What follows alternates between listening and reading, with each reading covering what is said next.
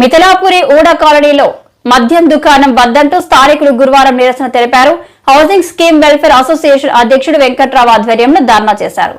జనవాసాల మధ్య ఎలా మద్యం దుకాణం పెడతారని ప్రశ్నించారు. ప్రెసిడెంట్ గా మాట్లాడుతున్నాను.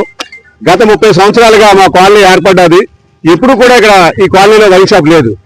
కొత్తగా ఇక్కడ ఈ వైన్ షాప్ పెడుతున్నారు. అలాగే 21వ తారీఖున వైన్ షాప్ పెడతామని బోర్డు పెట్టారు. దాన్ని ఇమీడియట్లీగా మీరు స్పందించి కలెక్టర్ గారికి, జాయింట్ కమిషనర్ గారికి, కమిషనర్ గారికి, సిపి గారికి కూడా లెటర్ పెట్టాం. వాళ్ళు వచ్చి వెంటనే బోర్డు తీశారు. కానీ మళ్ళీ ఒక వారం రోజుల్లో రాత్రులు ఈ బ్రాండీ షాప్ తయారవుతుంది ఇక్కడ.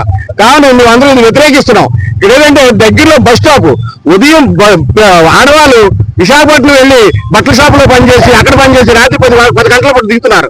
అలాగే ఐటీ పిల్లలు రాత్రి 11 గంటలప్పుడు దిగి ఇక్కడికి వస్తున్నారు. ఇక్కడ బ్రాండీ షాప్ పెడితే తాగినోడు మైండ్ ఎలా ఉంటుందో తెలియదు.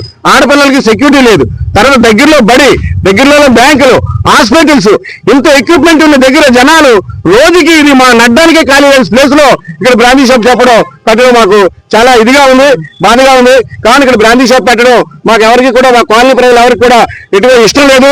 కానీ దీన్ని క్యాన్సిల్ చేయవలసిందిగా గవర్నమెంట్ వారిని, తర్వాత ప్రెస్ వారిని కూడా మాకు సహకరించి దీన్ని పబ్లిక్ చేసి మాకు సహకరించవలసిందిగా చెప్తున్నాం.